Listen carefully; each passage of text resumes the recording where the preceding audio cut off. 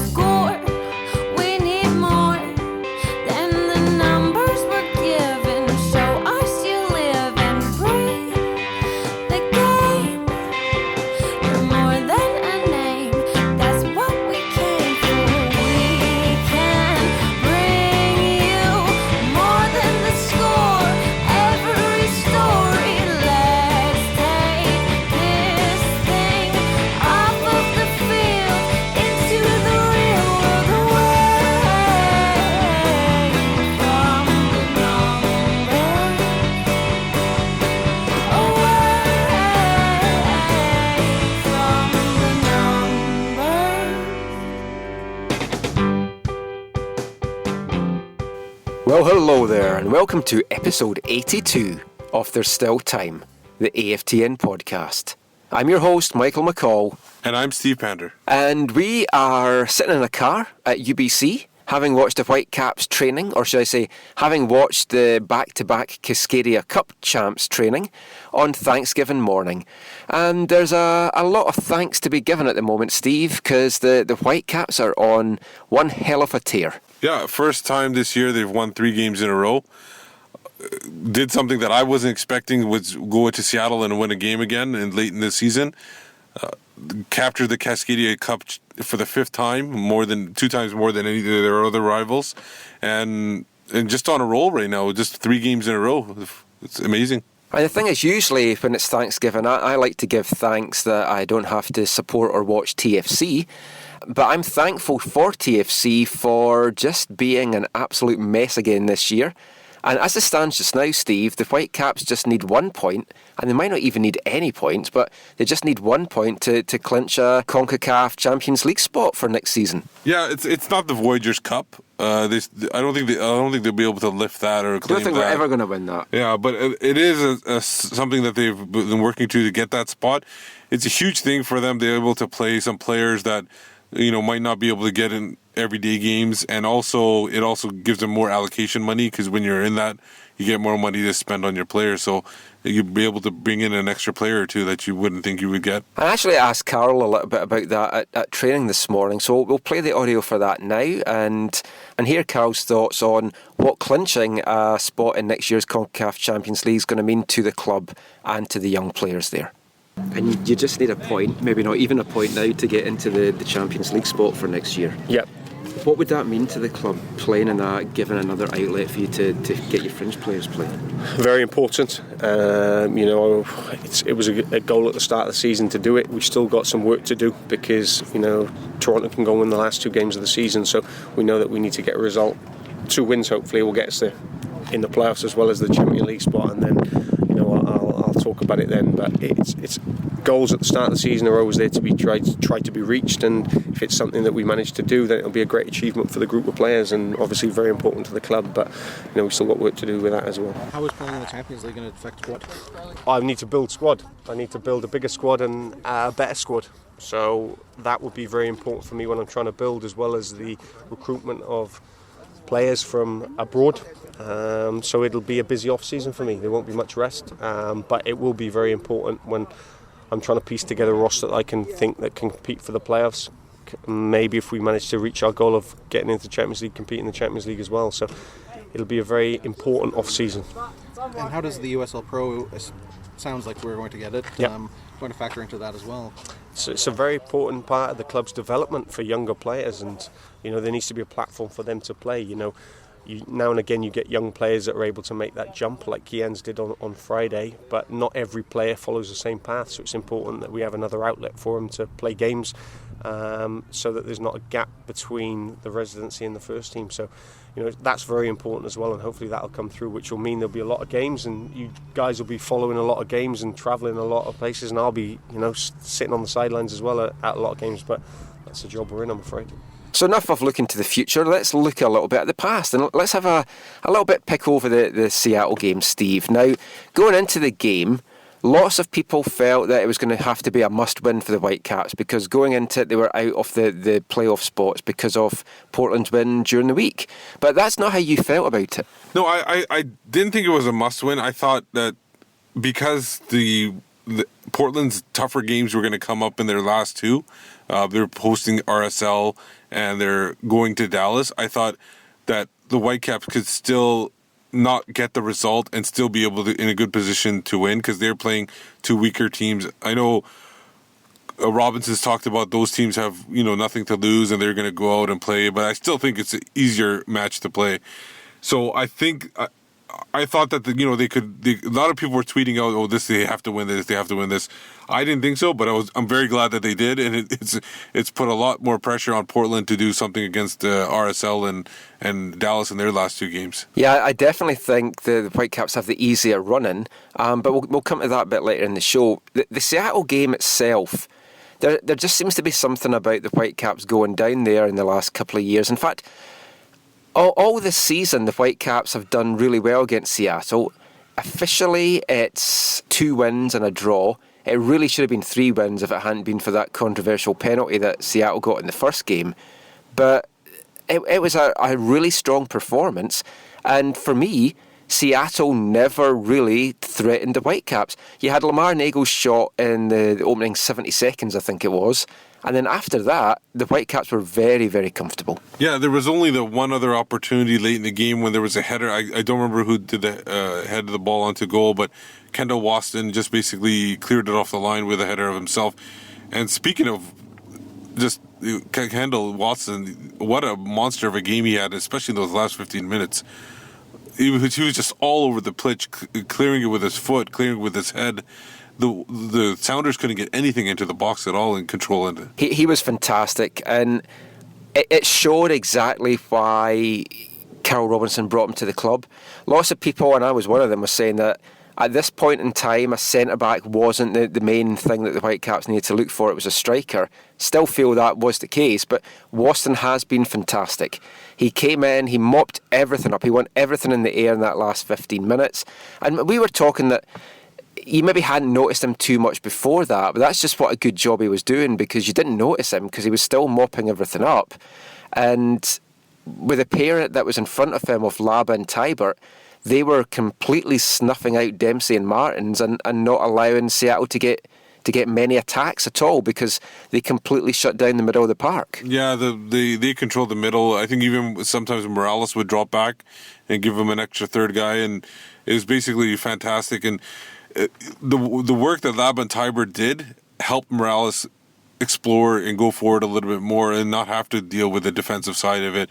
And that's where he was able to, hang out there on the Mane goal and collect that ball and slice it through with a perfect pass to Mane. Yeah, the Mane goal, obviously the Sounders fans were, and some of the players as well, were complaining that Mane was unfairly brought back on, but he wasn't. You watch the replay of that, and the referee waves him on, I think it's a good 13 seconds between him receiving the ball and when the referee waved him on. Yeah, he didn't come on right away, did he? On that, he was still getting worked on, and then he came on with the wave. Well, the other thing as well is once he's waved on, Seattle were on the attack, and it's because they turned the ball over that the Whitecaps were able to play the ball out to him. So it's completely Seattle's fault. Well, they should have seen that the referee waved him on, and it was just a complete lack of awareness by the Seattle defence. Also, there was a comment, not in your article on MLS, but the Seattle side of it, when they were complaining about the goals and everything. I think it was Brad Evans who even said that they shouldn't get an advantage of somebody coming back on. But was it Brad? Because he played crap. Well, no, they got the advantage because they injured a guy with studs into the guy's hip, and then on top of that, that extra guy, Brad Evans, who was usually marking Mane, took an advantage and was attacking it going far up. So they were taking advantage of an injured player. What's wrong with Whitecaps taking advantage of somebody coming back on? It doesn't make sense why they were griping so much. And to your point, only based on the comments on that article, the majority of Sounder fans that were on that article did not have a problem with the Mane goal. They had more problem with the time wasting that we'll talk about, I guess, or later on, or do you want to talk about it now? I may as well let's just talk about that now, because I had a couple of debates with folk on Twitter on Sunday as well about that. Yes, the Whitecaps wasted time in the second half. I have no problem with that whatsoever. It's part of the game. It's not a pretty part of the game, but it is a part of the game. When it happens against your team, it's frustrating as hell. It really pisses me off. When it's your team doing it, it's not pretty to watch, but sometimes you have to do that. It's called time management. It's called game management. There is nothing wrong with that. If people are wanting the Whitecaps to go gung-ho, push for a second goal, which is what they were doing at the start of the season and getting heavily punished by losing a lot of goals in the last 10-15 minutes of the game, when they weren't killing the game off and they were trying to get that second goal. What they did was fine. People had problems with folk faking injuries and stuff. It's up to the referee to clamp down on that. If the referee thinks that they're faking it, he doesn't stop it. If the referee thinks they're wasting time, he books the person. David Ousted was pushing the referee to the limits. He wasn't one of the guys that was going to be getting a suspension if he got a booking. So he played that game fantastic. He waited and he took so long over goal kicks. The referee would tell him to hurry up. He took it longer because he's saying to the referee, what is it you're saying to me? I don't understand. Oh, okay. And he wasted so much time that way and never got a booking. So that's the referee's fault. If there's a problem, the ref needs to clamp down on it. You know what? I know people call it time wasting, but it's more of a slowing the pace of the game. Because you don't want the opposition to keep getting momentum in their attack. So you're slowing the pace of the game. There's other sports where that happens too. Every other sport does it. In football, you play right to the last minute. So people even fake injuries in football where they actually should go off for one play and somebody comes on for them.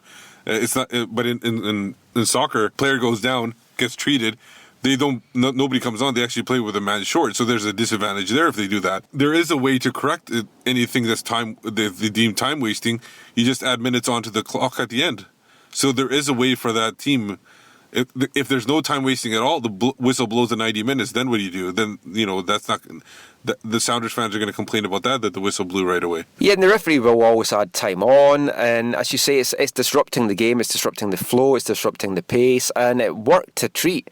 And the Whitecaps have done that well this year, and you have to be able to do that as part of the game. It's just part of the modern game. The old Corinthian spirit is long gone.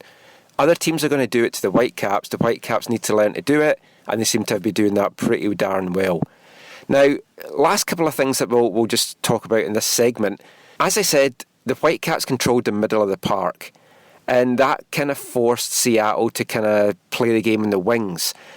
Vancouver got their goal from playing at the wings, and Mane had Evans on the back foot pretty much for the whole game. And as Robbo said after the game, Evans isn't a defender, he's a midfielder, a good midfielder at times, but he's not a defender, so the Whitecaps had that game plan and it worked to perfection. Seattle's game plan seemed to be to play through the middle. They weren't allowed to do that. As a result, they tried to go to the wings, and as we were talking about before we started recording this, you never noticed them there. They just had no impact out there. No, Lamar Nagel, like you said, the early shot he had on net, other than that, where was he? I can't even remember who played on the right side, but the wide part of the Seattle's attack was basically nullified by the fullbacks and even the wingers coming back and playing solid defensively. So, and it was basically, and then that pushed all the attack into the middle, and that's where Laba and Tybert basically cleaned everything up. So before we hear some training audio from today, let's just get some of your players of the game, Steve. Who do you think were the Whitecaps' top performers? Well, I thought, as we talked about Waston, I thought the Morales and Tybert combination was fantastic. I thought Morales, while he didn't set up too much, I thought he controlled the ball in the final third, in the middle third, and he helped out Laba and Tybert. I thought those four guys were my top players. And I think one underrated guy that a lot of people don't talk about is Andy O'Brien. I thought Andy O'Brien really might not have had the clearances that Waston did, but I thought he had played a solid game and really kept Dempsey and Martins in check. And speaking of Dempsey, Tybert and Dempsey seem to really have a go at each other for most of the game. Towards the end as well, I tried to watch it and I couldn't read the lips. I would really want to see what Tybert was saying. He was jawing off constantly at Dempsey in the closing minutes. So Russell didn't speak at training today. He'll probably speak on Tuesday, so we'll kind of get his take on it. He won't say anything, but we'll ask him anyway. For me, if I was doing my 3-2-1, my 3 points would go to Waston, because I just thought he was a beast back there, and he's going to be missed against San Jose, but we'll cover that later in the show. My 2 points, I think I would give to Matty Laba. I thought he was outstanding as well, and I'm going to give 1 point to Russell Tybert, because the pair of them just did fantastic. Tybert again showed his defensive strength and his defensive qualities. Disappointed me a little bit in the attacking. A couple of times he had the ball and he had stray passes and the attacks broke down through him. But defensively, he just couldn't be faulted at all. And a special nod, like you said, to Andy O'Brien.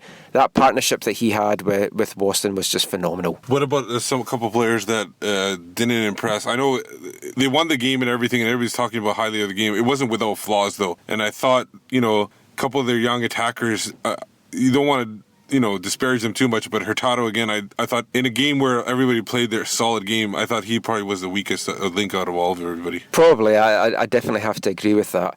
And we'll talk a little bit about Kekutamani after the next little segment, because I thought he had a mixed game. But for now, let's hear some training audio from today. We're going to hear from head coach Carl Robinson, goalkeeper David Ousted, central defender Andy O'Brien, and the goal-scoring hero Kekutamani. So just a warning about this audio. The Curva Collective, Southsiders and Range City Brigade supporters were out in force for Thanksgiving, sang and serenaded the players throughout the whole training session, continued in the scrums as well. So there's a lot of background noise, a lot of singing, so some of it may not be crystal clear, so hopefully it'll be all good.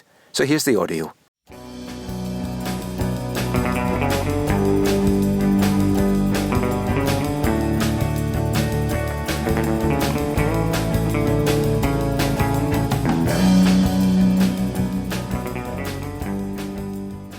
Business at hand, you've said it for the last 2 months, every match is the next important one.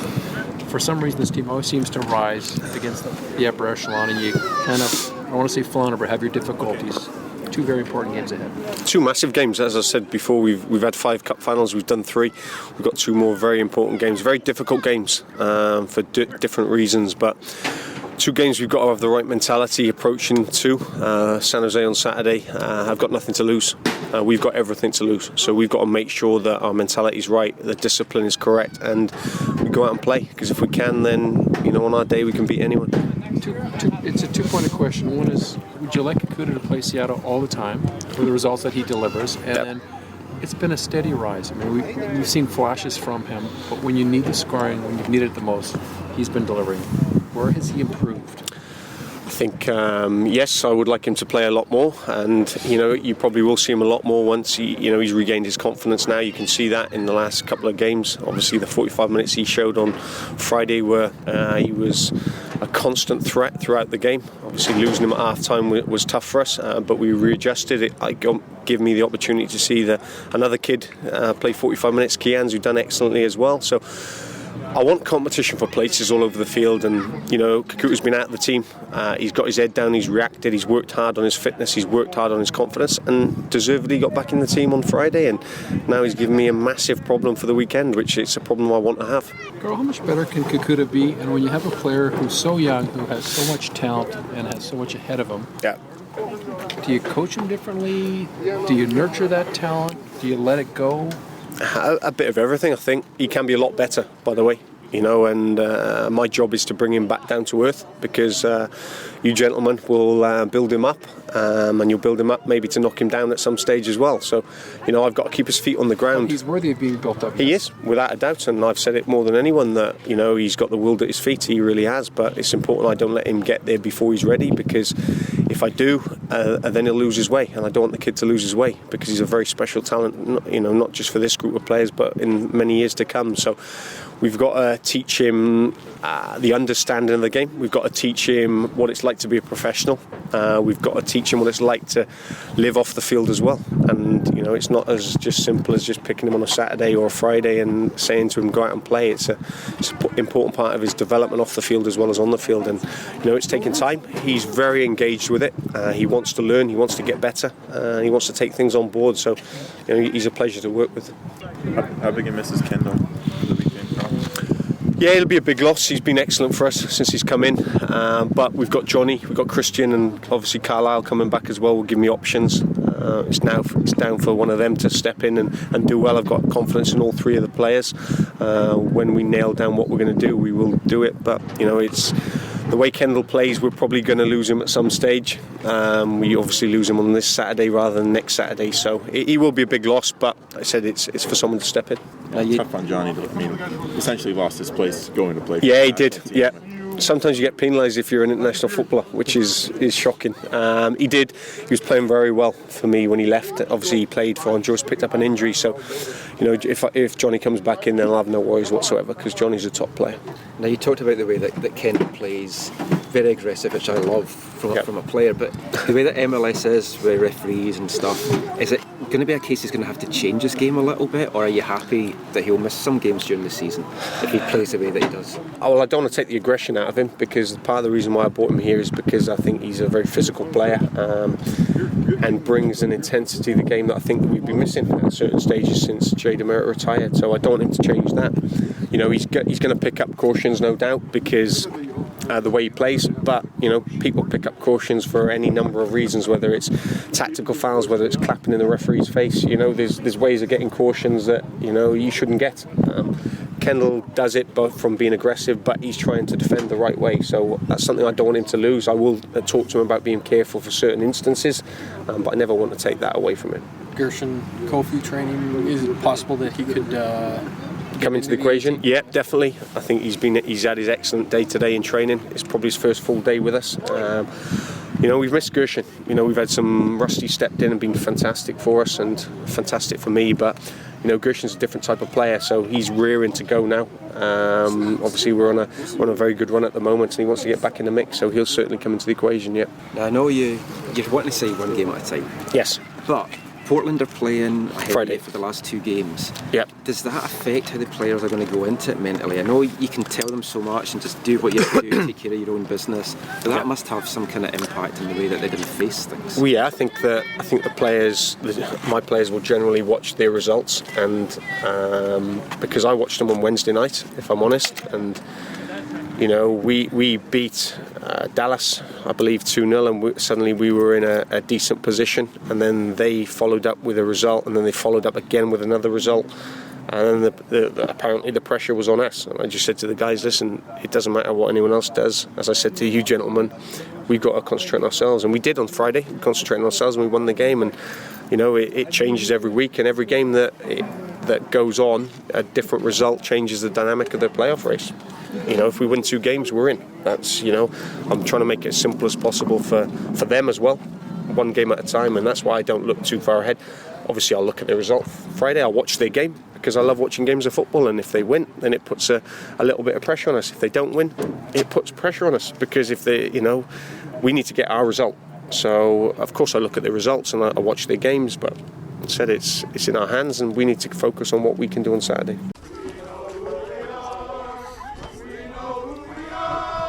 What's changed with this club the last month, especially the last three weeks? A little more belief in things, a little harder work in the games, and a little bit of luck on our side. So we're in a good run right now, and we go into every game believing we can win. Andy said that he could feel the pressure building the last little while, and with a young team, you're always worried how a team will react. I think we're seeing how you guys are reacting with what you face. Definitely. I think we've been showing that the last couple of weeks. We had a meeting a couple of weeks ago about how we should react to all this, all the pressure, the whole playoff thing, and guys have reacted fantastically. They've gone in with confidence and tried to win the games, and if we can continue that, I think we have a good chance of pushing our way in there.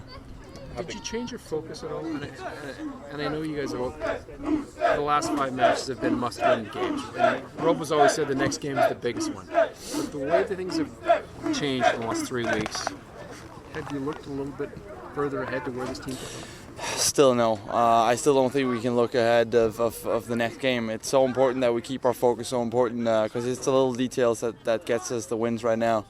We saw that, especially in Seattle So it's about focusing on San Jose, trying to get a win there. Hopefully, see if we can finish the job the last 2 games. But we can't look too far ahead. This team is in a good run, and I think there's a lot of potential still. But I think it's dangerous to lose focus on what's important right now. And delighted that we got the Cascadia Cup. Delighted for the fans. It meant a lot to them. But now it's back to work, and now it's back to focusing. How big a miss is Kendall? Well, you saw it last game. He was tremendous. I think he headed almost anything away. So we're gonna miss him. But again, like I said, when we're missing guys, it's time for other guys to step up. And we have the guys in Johnny and Dean that can step in there and do the job. So time for other guys to shine. Is their biggest challenge perhaps just coming into a team that's been playing this cup final mentality for the last 3 weeks? I mean, the intensity of the games now are quite different from when they last played. Yeah, no, but I think you see in practice as well that mentality is there. We talked about raising the level of intensity, not just in the games but also in training. So we'll get ready to the games. So it's time for whoever gets in there to step it up, like Kakuta did last week. Sebo was out; he went in there and did tremendously. So guys coming in from the bench, guys coming in the squad can show now that they're supposed to be in there. What about the opponent, David? Your record against Colorado, Chivas obviously hasn't been great this year. Not as good as Seattle, Salt Lake.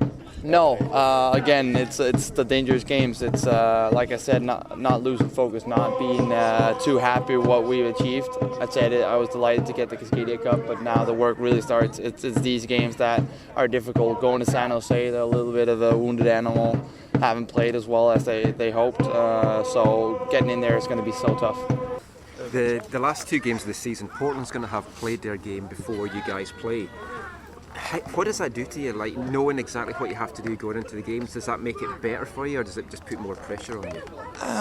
You know what? I said we couldn't look at Portland too much. We're a little bit forced to look at it now with the result, but again, it's about us finishing a job. So win, draw, lose for Portland, we still need to go in and I think get hopefully 2 wins to push our way in there. If we get 2 wins, it doesn't matter what Portland does. So if we can focus on that, it's going to be easier for us. If they lose points, well, good for us. Then we don't have to make maybe a win too, but still, we need to try to push our way in there, not hope that Portland loses.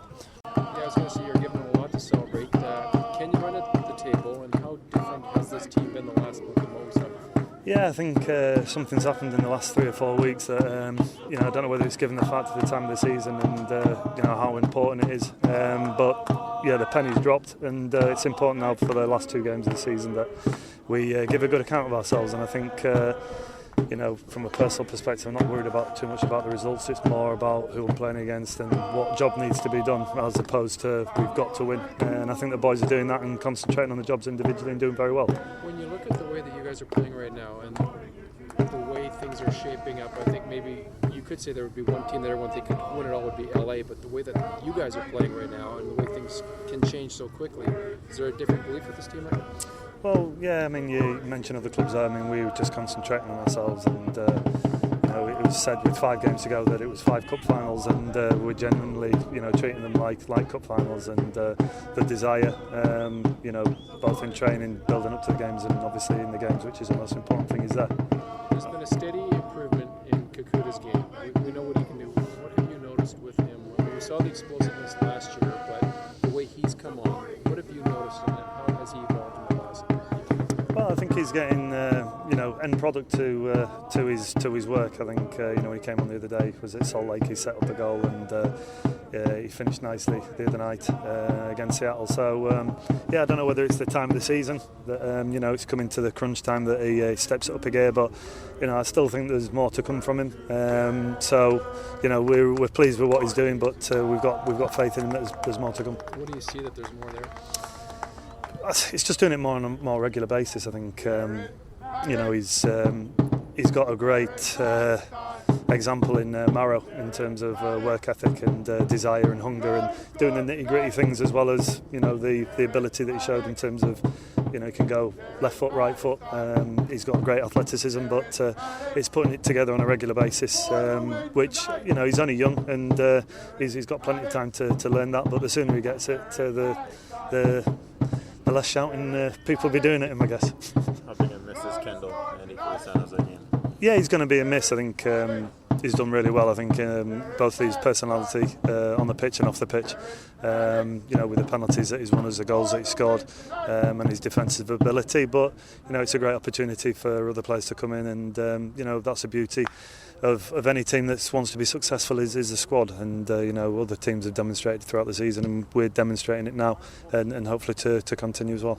When you've played a couple of weeks alongside Kendall now, but obviously Johnny's likely to be the guy that comes in on Saturday. How difficult is it then to adjust your game to having a new partner back there? Well, it is different. I think they're very different players in terms of the style, but it's, as I said before, it's sometimes not who you're playing with, it's who you're playing against and what do you need to do to counteract what they're doing. And I think there's a real team ethic of even if you're marking but you can intercept the ball, don't think you're happy enough just doing your job, and guys are filling in, and there's been times where I've been playing a little bit higher than I normally would do, but guys are filling in, whether it be a full-back, whether it be Rusty, and likewise if strikers drop short, the pocket in front of us is getting well protected in terms of the defensive screening. So sometimes you have to do other people's jobs, and I think a lot of the guys are doing that, and when guys are doing that, other lads are filling in, so it's working well. Part of the challenge, it strikes me, that's whoever comes in, Johnny or Christian, they're coming into a team now that the intensity level is like here compared to where the last time they played a game for the club. Yeah, I must admit, I think when you talk about intensity, I did feel a great sense of pressure building some weeks ago, and I was worried in case if we did get into the playoffs that it's like a big we've done that, when really it's got to be a steady progression. And I think the pennies dropped with the boys in terms of what they need to do in terms of preparing for the games, and the business end is a Friday night or a Saturday, and we're really turning up, but it feels relaxed, and it doesn't feel as though the pressure's too big. If anything, we're anticipating and looking forward to the games. What about San Jose, Andy? One thing to say one thing to say, you can't take a team lightly. What do you guys have to do between now and Saturday to make sure you go into that game the same way you went into the Seattle game? Well, we need to prepare properly. I think the training that we'll be doing this week. You have to love it. Yeah, no, it is. Yeah, I appreciate it. I should make the most of it, because probably nobody will sing my name in a few years. So, but we just got to concentrate on ourselves, and the way that we prepare for any game is scheduled by the coaches and everything during the week, but we just need to mentally prepare ourselves for what we're ahead with. Okay. Cheers. It's better. It's good. Yeah. Any concern for? No, it's just a little bruise in there, so it's just gonna keep icing it, keep on top of it. So it should be fine. I train well today, so it's good. How do you think you've had the success that you've had? I mean, it's been steady. You came on last year, we saw what you're capable of, and then when this team has needed scoring, you've delivered of late. It's like I said, it's a team effort. I'm really lucky and fortunate to have the coaching staff we have here, and the experienced players we have, all the other guys that have been helping us, and it's just taking their advice. I've been working on finishing a lot after practice, and it's just paying off. When I get my chances, I was lucky enough to score goals, so I feel like the hard work is paying off. Do you like playing in Seattle?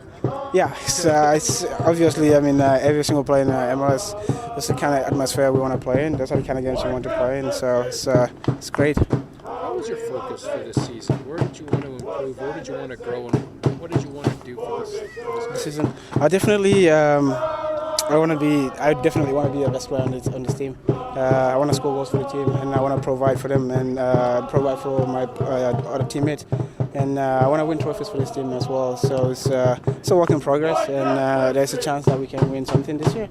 So it's just going to keep doing that. It's just doing the things we do best, and hopefully we can get something this year. How much more comfortable are you? How much has that made a difference in the fact that you have the confidence, you know what you want to do, but to be able to do it?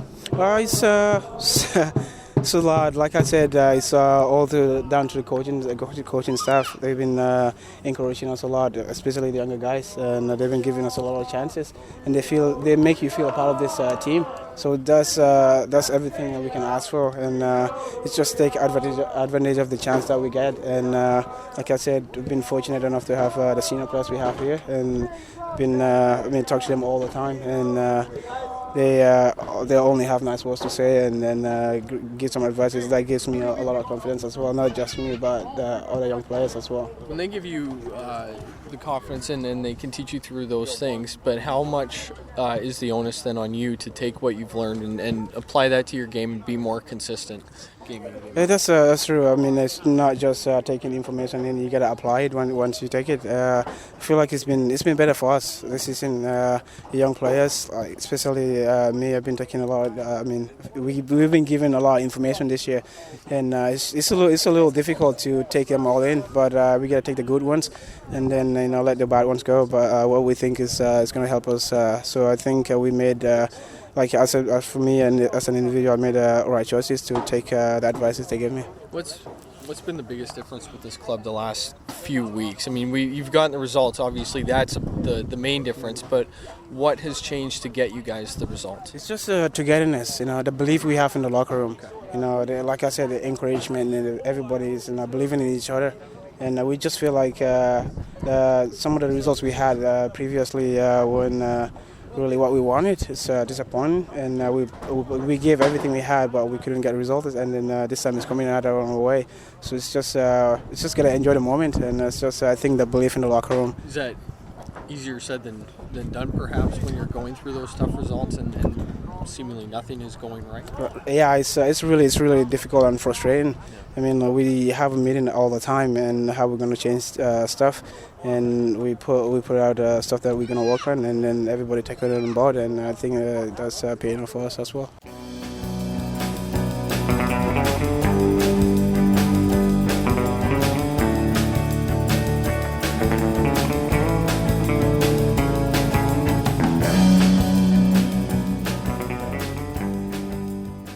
So Kakutamani there, made the headlines once again in Seattle.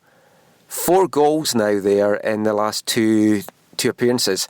Is it a case that he's a guy that just likes the big time occasions and just brings his game to the best when he is playing in front of a massive crowd? Yeah, he mentioned that in the interview too, that he likes playing in front of big crowds, but BC Place is pretty, I know it's not 50,000 plus, still more than 20,000, and he hasn't really performed that well there. I think it was just a matter of him being in the right place at the right time in this game. Pedro gave him a great pass, and he got that one-on-one with the central back that's not that fast and not that nimble, and he was able to take advantage of it this time. There was a time earlier in the game where he was one-on-one or took on a couple of defenders, and he just basically lost the ball very easily. Had his head down the whole time, didn't look up, didn't see any teammates, and it didn't look good for a while there. But getting waved on and getting that great pass by Pedro, like last year's 3 goals, I think if I'm not mistaken, virtually all 3 of them were set up by great Camilo plays. So here he got set up by Pedro and took advantage of that one. Kobayashi also linked up well with him. Yeah, that was the sorry. There was 2 of them were Camilo, one was Kobayashi. So say what you want. I think if he hadn't scored the goal, I think he might have been substituted off sometime in the second half anyways. Oh, for sure. Now, he made the headlines, and rightly so. It was a great goal, but I don't think he had that good a game. I don't think he had that good a half. And as you said, there was a number of times that he kind of lost the ball as he was going forward. Things broke down. He's one of those players, though, that has the potential to do just something out the blue and steal the game. And that's what he did. And as Carol said in his audio there, he still has a lot of improvement. He still has a lot of work to do, and he can still be a lot better. Because just now, he's far too inconsistent. He doesn't bring it week in, week out. That's what a top striker needs to do. He did well with the goal, but up until that little spell, I just don't think it was one of his best games. From first half performances, I would have had him right down in the lower echelons, probably beside Hurtado. And he did what he needed to do. Everyone seems to have forgotten about that, but he was back training today. His hip seems okay. He thinks he's going to be good to go on Saturday, as we heard there. And he did fantastic. Now, I just want to play one final little bit of audio from Kikuta. I asked him, whenever he has a game like that, especially in front of a national TV audience and in a big game against Seattle, a lot of American fans are saying, hey, is this guy going to be the guy that plays for the American national team? So I asked him about that training today, and nothing's been decided yet, but he did give some interesting answers on that. So here's Kikuta talking about his international future. When you put in a performance like that in front of a big audience, a lot of people in the States are asking, what's your situation regarding the green card playing for the US? What are your plans internationally, ideally? What would you like to play for? Would you even consider Canada? Right now, it's just I'm not sure what's going to happen, but working on to get my passport with the US, and we'll see what happens after that. So it's I should get it in a year and a half, and that's what it is scheduled for, and so that should be good. And there's a chance that I might play for Gambia as well, and you never know. Like you said, Canada as well, because I've been going to be here next year as well, hopefully. So it's a chance that. And have any of the authorities like the CSA or the American Soccer Association spoken to you about your plans, or not yet? Not yet. They've spoken to my agent, and I mean, he really didn't give me any details, but he told me that they contacted him. So, and he's just letting me focus on the soccer right now, not to worry about all that stuff. So just let him do that job as what he's there for. So. So Kikuta went off at half-time, replaced, which pleased us immensely, by homegrown residency product Kian's Froze. What a whirlwind month that's been. Signed his pro contract on September 15th.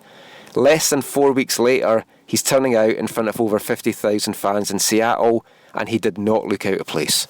No, he didn't, and it looked like Kikuta was going off. I thought maybe, Bellucci would come on, or somebody else would come on like that. Maybe they move Tybert up to the wing spot and play somebody in there. But when Kian's getting ready on the sideline, I was nervous for him, because you're going into the place where you have no experience in, you play in the residency games and everything like that, and you go to the World Cup for the U17s, but playing against 50,000 rival supporters, that's got to be an unbelievable feeling. So and he didn't look out of place at all. He got that early tackle on Andy Baba and basically pushed him around for a lot of the game. So it's very impressive to see what a residency player, homegrown over 2-3 years, developed through the system, got a good head on his shoulders and good work ethic, knows the game, what he can do on the pitch. He did fantastic. When it looked obvious that Kikuta wasn't going to come out for the second half, I'd said, I hope it's going to be Kian's that comes on. That was more than hope than expectation. I didn't think Carroll would throw him in. And let's just play a quick bit of audio. This is what Carroll said about his decision after the game, and how he went back and forward a few times during that 15 minutes as to exactly who was going to come on. If I'm being brutally honest with you, Mark, which I always am, I changed my mind 4 times on it. We toyed with the idea of putting Nico in, but we just felt Kikuta was having so much joy going down the outside of Brad Evans with his pace, and we thought maybe that Kian's, because of his strengths and attributes, could do that more than Nico. So it was strictly a tactical decision, but I said I got no fear. The kid's obviously got the biggest smile I've ever seen on anyone's face in that locker room, so make sure you ask him how he is, because he probably won't be able to speak. So as Carl said there, he changed his mind 4 times before settling on Kian's, and he did well. He had a few good tussles with Alonso. He kind of skinned some Seattle players a few times and got free, got in space. And making your debut in front of a crowd like that, it's going to settle him down. It's got his MLS career off to a perfect start, and it's going to really bode well for his future. He's going to have a very bright future for the club and also for Canada. Yeah, you talk about a perfect debut. You come on the pitch in front of 50,000 rival supporters. The team wins the game. They're back in the playoffs, and you get to hoist silverware. It can't get any better than that for Kian's Froze. It's definitely a dream come true, and I spoke to Kian's along with some of the other journos today at training, and we asked him Was it a dream come true? Is he still pinching himself? And now that a couple of days have passed since he made that fantastic appearance, has it all sunk in? How's he feeling now? And just a few little questions about the future. So here's Kian's Froze. You've had a couple of days now to think about everything. Does it feel like a dream? What happened? In fact, the whole month really, it's like, does that feel like just a dream? Yeah, everything that's been happening just feels dreamy. Honestly, like the night after the game, I just kept replaying it, like the crowd, the people, the support. It's just unbelievable. Have you ever played in front of a crowd of that size before? No, and I wasn't sure if I was going to when I went. Like I just went on the field and I tried to enjoy every moment of it, watching everybody, everything, and it was great. Did it kind of just fly by the 45 minutes, or did you actually have time to savour the moment? No, it flew by. Like a lot of the stuff that happened in it, I remember it and some I don't, and then I just, it's tough. Playing against Toronto as well in the Canadian Championship earlier in the year, did that kind of give you a good grounding and prepare you really well for what was happening? Well, it gave me a taste, right? Like, of where I wanted to be. Like, now that I see it, like, now I know where I want to be playing week in, week out, but I need to continue to work hard in terms of stuff so that I can maybe progress into playing more often. How comfortable did you feel in that setting, though, considering not only do you have the large crowd, but you're playing for a club that is trying to get into the playoffs, and that was a huge game against a pretty big rival. Did you feel comfortable in that setting? I felt comfortable. I'm happy that Robo believed in me to put me in like such a big game, and now we needed to win, so it was just great. And the guys were great. They talked to me. They were on me all the time, like, hey, come, tuck here, tuck there, and it's just okay. So I had extra help to go for it. So. And the other residency guys, have they spoken to you in the last couple of days just for you to share your experience with them? Yeah, no, I've spoken to a lot of my teammates and a lot of the guys, and yeah, a lot of conversations. And how's it going to feel for you now? There's obviously 4 residency games still this year. If you're involved in those, how's it going to feel going back to that level? Oh, it's going to be the same. Obviously that's where it all started, and that's where you go and you continue to keep game fit, game sharpness, and it's the same thing. In residency, speaking of that, you played as a striker, you played as an attacking mid, you played as a holding mid. How does that help you with going on and just helping out and being a versatile player? Yeah, it helps me understand, I think, the game better, because you have to understand everybody else's roles too. So, and I think it gives me more positions that I can play into. So I think it's helped me. Yeah, I think everything that residency's done has just helped me in general. So that was Keon's Froze talking about how it felt like to play in front of that big crowd and what he hopes his future holds. The future for the Whitecaps, immediate future, they're going to be traveling down to California, Northern California, and playing those pesky Earthquakes. A team that we don't know who's going to show up in the lineup. They've lost twice in a row to Portland. Michael, what do you think is going to? What do you look forward to that game? It's the game that worries me the most in this run, I think, because the last 2 games you expect the Whitecaps to win. They're still in the driving seat. It's in their own hands. We've said we don't think Portland's going to get 6 points from their last 2 games. I think they'll get 4. I mean, what's your thoughts on that? I think Portland, especially with Dallas winning, beating LA there, I think that's put a lot of pressure on RSL to do something in Portland. They're going to have to get a result. And RSL has had Portland's number over the last couple of years, so I don't see it out of the realm of possibility that RSL can go in there and get a win. Like everybody's talking about, the 2 wins against San Jose and Portland's still on. They played a really bad San Jose side. The game in Portland, San Jose only had 4 subs. So, how much is San Jose even putting into those games? And then you also look at the Will Johnson effect. They haven't felt it yet, but that's because they were playing a weaker team. They're playing stronger teams now. How much is Ben Zimanski going to be going up against the likes of Escobar for Dallas and Javier Morales for RSL? So that's going to have a big effect. So I right now say maximum they can get is 3 points out of those 2 games. I don't see them going into Dallas and getting anything, because Dallas seems like they just beat LA. It seems like there's a solid team. Castillo played and had a fantastic end of game there. I think maximum Portland gets his 3 points out of the 2. Yeah, you could be right. I'm thinking 4, because I just think that they might get a draw in that last game at Dallas, because Dallas are so unpredictable. You just don't know what you're going to get with Dallas. What I really would like, though, is if I could guarantee just now that the Whitecaps were going to get 2 wins, I would like Portland to beat Salt Lake and then not get anything from Dallas, so that Dallas finish 3rd and Salt Lake finish 4th, because I think that would be the much better game for the Whitecaps to go and play in Salt Lake. Also, I think I would make that trip, because I don't really want to get Ebola by going to Dallas. Yeah, that's what I figured. That was the reason. And I'm making the trip at the weekend. I'm doing a flying visit, literally a flying whirlwind visit in and out of San Jose to go down to that game. And it's going to be tough. It's the last ever game that the Earthquakes are going to play at Buckshaw Stadium. They've been there 7 years. I know folk will say, it's just a stadium, they're not really going to care, it's not really been their permanent home because it's this Santa Clara Broncos home, but it is their home. They are going to want to end the season on a high. Think of the Whitecaps in their last home game against Colorado. Nothing to play for. Camilo, though, I guess he was playing for the Golden Boot thing, but they raised their game fantastically. And that's my worry, is that in their last home game of the season, the Earthquakes are going to put in a strong performance. And they are all playing for contracts as well for next season. Mark Watson. See, I've got so used to saying Waston now that I can't say Watson for anyone. But Mark Watson, he must know he's probably out of a job.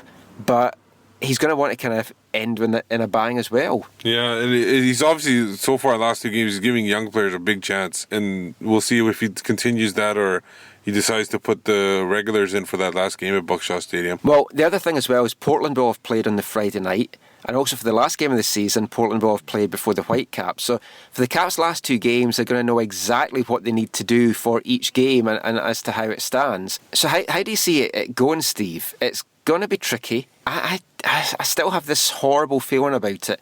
They, of course, just need a point to get into the Champions League, as we mentioned at the start of the show. It could be a case, though, that they could go into that game knowing that a win secures their playoff spot and a Champions League's place with a game to spare. Yep, that's my hope. I hope RSL is able to go into Portland, pick up the win, and then basically Vancouver next day does the same against San Jose, and that would basically clinch, the playoff spot. It clinch the berth in the Champions League next year, and essentially that wraps it up all for one game, and then they don't have to worry about, they could rest some of their players in that last game against Colorado, like a Rosales and even a Morales. Maybe a couple other guys that maybe Andy O'Brien could get rested too. So that way, because that wild card game 4 versus 5 is going to happen midweek, probably the next week. So you don't want to, play Colorado with a must-need win and then have to play midweek. You want to get some kind of rotation there going. So that's what I'm hoping for. I think RSL will be able to get a draw in Portland. I think they'll probably play to a draw, and I think the Whitecaps will probably draw as well in San Jose, and then that will still make it even. Keep them in the same spots going into the last game. I think so as well. That's exactly what I'm going to go for. I'm going to go for actually possibly a 0-0 on Saturday, because as always, I'm not really sure where the Whitecaps goals are going to come from, and I'm not really sure where San Jose's goals are going to come from either. But 0-0 or 1-1, 2 draws, as you say, would leave it going into the last game with the Whitecaps with a 1-point lead, and it could be that they then play the last game having Portland lost in Dallas, and they've already clinched it and they don't have to do anything. And that might dictate resting some players as well. Portland also have the midweek Champions League game, which is kind of ridiculous, really, but it's like that's just how it is. We're going to have that issue, obviously, next season. Yeah. But team personnel, who do you think is going to play? Do you see many changes from the team that started against Seattle? No, apart from Waston being out. I think they might be careful with Mane and maybe put Fernandez back in for that spot, and then basically keep the rest the same. It is on grass too, so they don't have to worry about... it also depends on health of Rosales to see if his hamstring's okay. And I don't see much of a change. The one thing I want to mention too, going back to the San Jose prediction, if they play like they played against Seattle, San Jose will not score a goal. There's no chance. If they play the same way. San Jose have been dreadful against Portland and Salt Lake. That was 3... Well, I was going to say it was 3 dreadful performances. The start of the game, the first game against Portland, they actually did not bad. Yeah. But that second game, they were dire. And against Salt Lake, they were just never in that. Their defense is basically in shambles too, a little bit too, because Bernardes isn't playing as well. They're being forced to start Ty Harden, and that, when you're starting him, you're in big trouble. So, well, I'm just hoping that they play us bad again, and I can tie something on my hard on. There you go. So it's going to be an exciting time. As I say, well, I'll be down in San Jose. Hopefully I'll get some fantastic audio for our next podcast about how excited the players are for clinching everything. I still think it's going to go down to the last week of the season, but we'll see. But I think that's a good point to wrap this episode up. And Steve, let's tell everyone where they can find you online. You can find me on Twitter at WhitecapsBeat and writing occasionally for Canadian Soccer News with AFTN. And I'm Michael McCall. You can find me on Twitter at AFTN Canada. Read all my stuff on AFTN on Canadian Soccer News, aftn.ca, canadiansoccernews.com. I'm also the beat reporter for the Whitecaps for MLSsoccer.com, so watch out for my stuff on there. So it's exciting times for the Whitecaps. When you look at where we stood at the start of the season, going into pre-season camp, such a young pre-season camp, you just didn't really know how the team were going to do. You'd lost Camilo, you had Kyle Robinson in charge for his first season. Now they're on the verge of clinching a kind of a treble. Cascadia Cup winners, clinching a playoff spot and a Champions League spot. It's an incredible turnaround, a fantastic season. If they don't do it now, then basically they've choked. That's something that we had talked about, Steve, before. I mean, you think that as well. Yeah, 100%. If they don't at this, I feel if they don't clinch a playoff spot at this point, I think it will be a choke job and it will be a very big disappointment. And it's how the team then bounce back from that, because that would be a hard one to take. But we're not even going to think about that. We're going to do it. I'm going to see them do it down in San Jose, and it's going to be a fantastic time. So thanks for listening, everyone. Take care. And as always, mon the Caps. One day I shall come back. Yes, I shall come back. Until then, there must be no regrets, no tears, no anxieties. Just go forward in all your beliefs and prove to me that I am not mistaken in mine.